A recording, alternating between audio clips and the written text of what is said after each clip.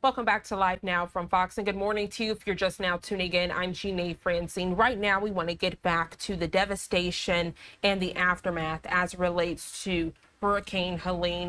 The Associated Press reporting a new death toll, that number increasing, at least 64 people dead across the southeast after Hurricane Helene brought widespread flooding and power outages to many communities. Fox News correspondent Steve Harrigan joining us now with the latest. Helene came ashore in the Panhandle as a Category 4 hurricane, packing 140-mile-per-hour winds and causing life-threatening storm surge. But its effects were felt all along Florida's Gulf Coast. 15, 18 feet storm surge, complete obliteration for homes. Florida's Big Bend region is what many locals refer to as Old Florida. It took a direct hit from Hurricane Idalia 1 year ago, and the damage from Helene could be even worse. It's just been so much, just back to back to back to back. It's insane and very heartbreaking.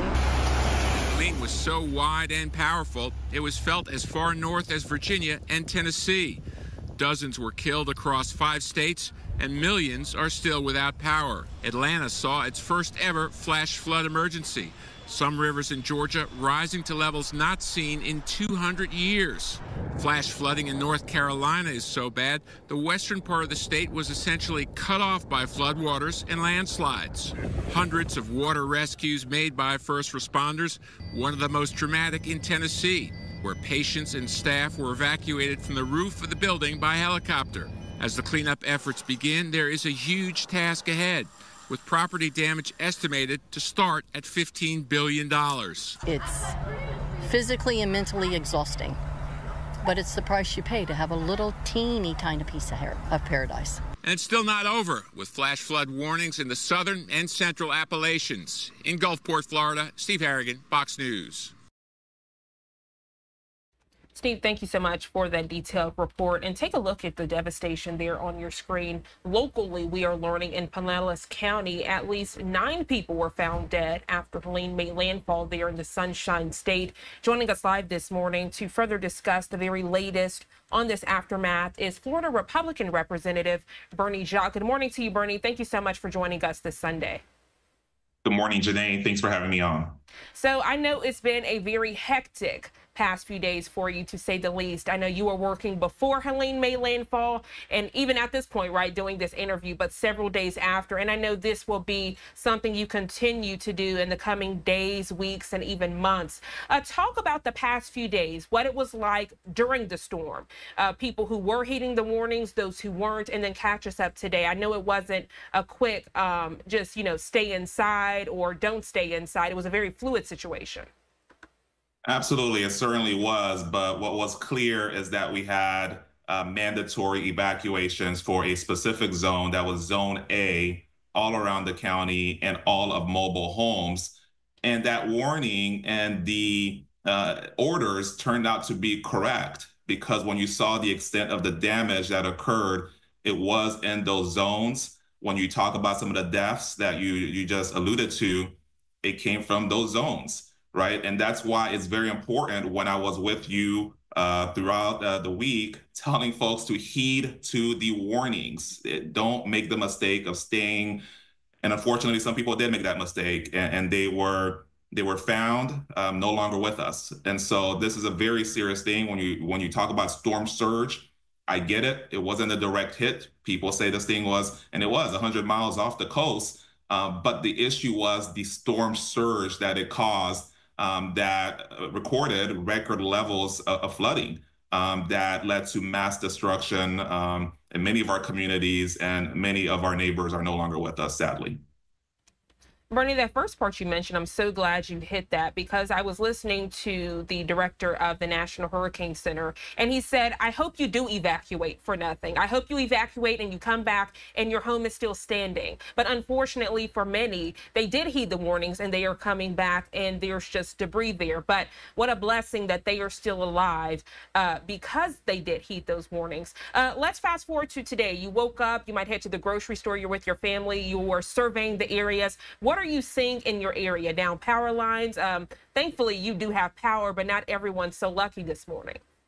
Yeah, so during the storm, just a little backtrack, I lost power here Thursday night. The storm, the winds were pretty high. The waters increased that night, heading into early Friday morning. And on Friday, I was on the ground with my mayor here, the city of Seminole, surveying, spending time with our firefighters who are running a number of calls all throughout the night and throughout the day on Friday, and as well as our National Guard that was deployed here in our area. So I spent some time with those folks as well as Public Works, making sure that they were removing debris and so forth.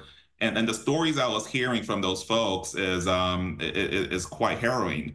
The amount of calls they had to go out to the beaches to rescue individuals. I was speaking to some folks with the National Guard that their military style vehicles that can take on high water is traveling down the road there on Gulf Boulevard. And at certain points, it almost felt like it was floating as opposed to driving due to the high water as they were going to make rescues.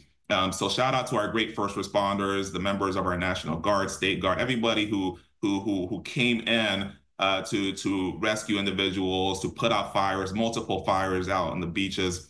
And so certainly that was a great effort, from Floridians, those who are here to protect us. Now, as we stand here today, there's still a lot of work to be done. It's only been less than 24 hours since access to the beaches has been open. Those areas have not been open to even people who live there. It's now been open to business owners and homeowners to get back and to try to start the process of piecing things together. And you will see a lot of debris. A lot of homes are completely gone, vehicles completely totaled due to water intrusion. And it's time to rebuild right now. And so I'll be out there on the beaches helping out. We've got an effort going on this afternoon. But right now it's a rebuilding effort, and you will still see quite a bit of damage, but we will bounce back.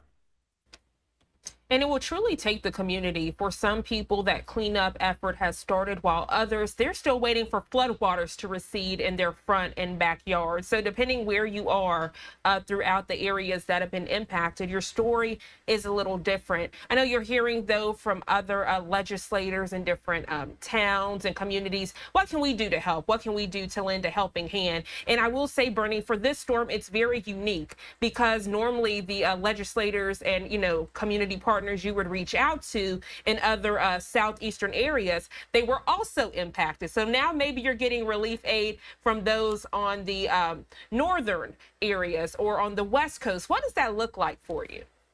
Well, we've had an outpouring, great outpouring level of support. I will say since before the storm, during the storm, even in real time as it's happening, I'm getting the text messages from fellow legislators, fellow elected officials, fellow community members checking in. And certainly post-storm, I've been on the phones pretty much around the clock, just talking to folks from all across our state and across the country as well. Folks there's a lot of great ways to help, right? If you follow our Florida Division of Emergency Management, there's a lot of ways that folks can pitch into the effort. And Governor DeSantis has been making that very clear. Of course, the American Red Cross, no one does it better as far as when it comes to disaster relief, as far from a nonprofit perspective. And they've been very instrumental as far as reunification. There's a lot of people calling, trying to find where are the family members, are they safe, and so forth. And so they're the best at that as far as reunification. And so those are ways to help. But look, it's not just us. We have our neighbors up in Georgia, North Carolina as well. Governor DeSantis deployed and authorized some National Guard help to North Carolina, and we're all helping each other. But right now, look, we're on the ground. We're helping our neighbors. We've got folks here in the Tampa Bay area, but also the Big Bend down south, in Bradenton. So there's a lot of help that can be offered. And certainly my team and I will be out there. For those who do need help, the Hope Florida, which is a great initiative that has been spearheaded by our great First Lady, Casey DeSantis, that hotline will be open 24 hours for the next 24/7 for the next 2 weeks or so. And folks can call 1-833-GET-HOPE. And there you will be able to be linked with all sorts of services. So nothing is too small, nothing is too big. If you need assistance that is related to this storm, call 1-833-GET-HOPE. And there are HOPE navigators that will link you to the services, whether it's food assistance, repairs to homes, etc.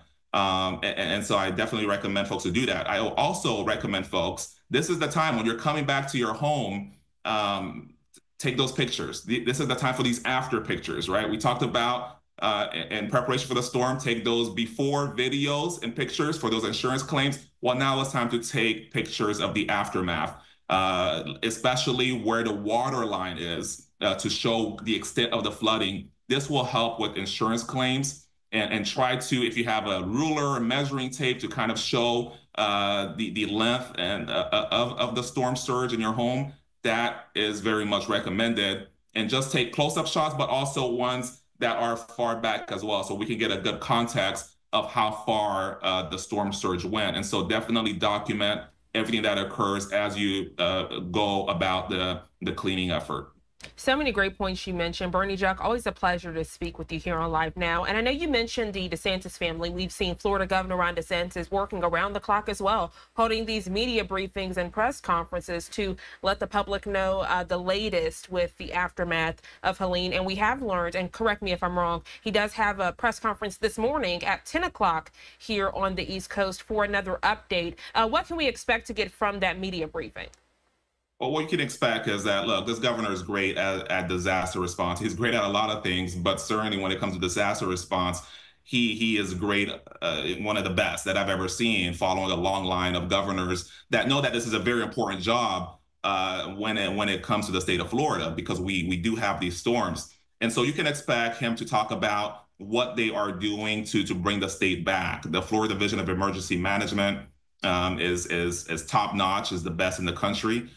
We have great local emergency management folks as well, so you'll probably hear from some of those folks. And also, look, the Department of Transportation, the Florida Department of Transportation, has been instrumental in making sure to repair damaged roads from the flooding. We've been seeing them on the road as well with Governor DeSantis. So you'll hear a lot of where we currently stand, what the path forward is, and how folks can get help. And you're right, he's been all around. That Friday, immediately after the storm, as I was out, my community with firefighters and National Guardsmen, the governor himself also came to our county. He was down there on the beach in St. Pete Beach, where it just, the sight, was not pleasant at all. And here he was on the ground holding a press conference, talking to local leaders, and he's certainly not going to stop. This is a governor that will not neglect the people of the state of Florida in their time of need. Berny, thank you so much for joining us. I know your efforts are definitely appreciated across the state, but right there in your community. Thank you for joining us. I hope you enjoy the rest of your day.